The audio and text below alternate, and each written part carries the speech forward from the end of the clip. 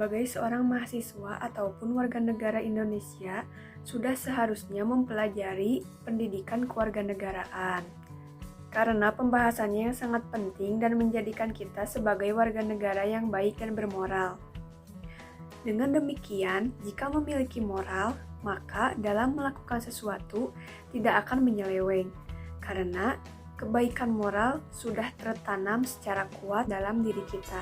Dengan demikian, selain membentuk manusia yang berbangsa dan bernegara, pendidikan kewarganegaraan juga berfungsi sebagai pendidikan moral atau pendidikan nilai atau pendidikan karakter atau pendidikan budi pekerti yang membentuk manusia yang berkepribadian baik sesuai dengan nilai, norma, dan peraturan yang ada di Indonesia.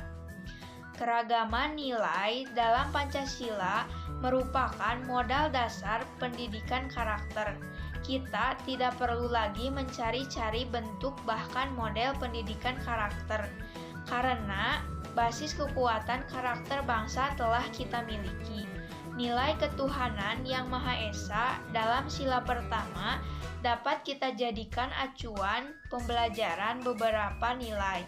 Nilai toleransi selama ini hanya menjadi wacana dan sulit untuk dilaksanakan, dikarenakan berhenti pada tataran wacana kognitif.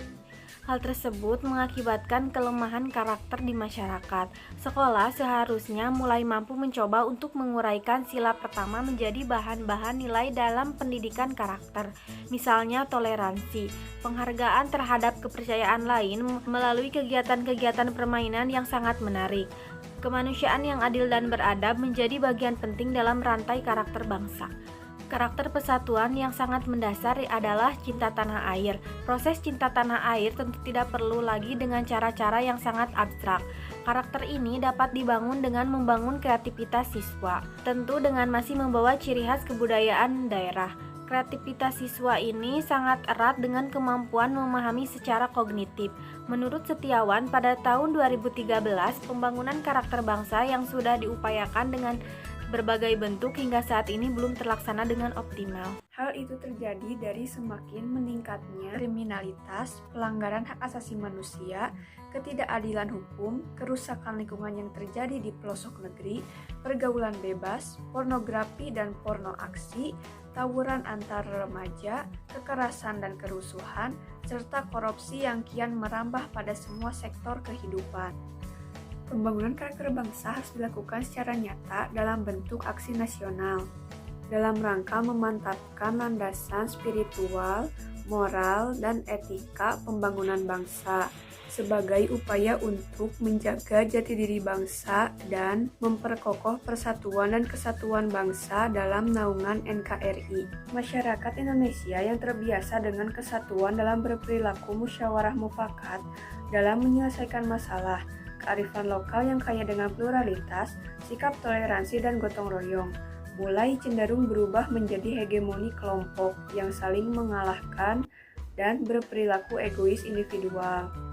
Dengan bantuan teknologi, kita dapat mengenalkan keragaman daerah dengan mudah.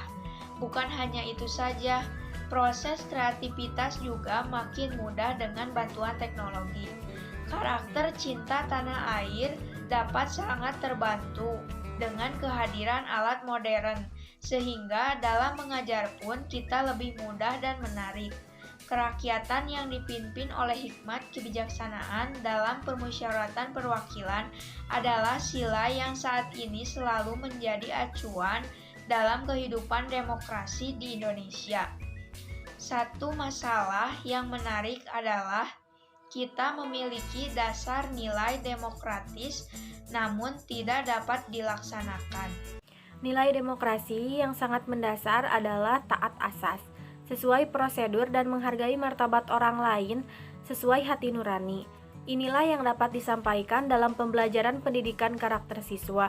Siswa dikenalkan dengan prosedur yang benar dan sesuai aturan atau asas yang berlaku. Hal ini bukan untuk mengajak siswa menjadi pribadi yang semata patuh, namun mengajak mereka menjadi pribadi yang taat.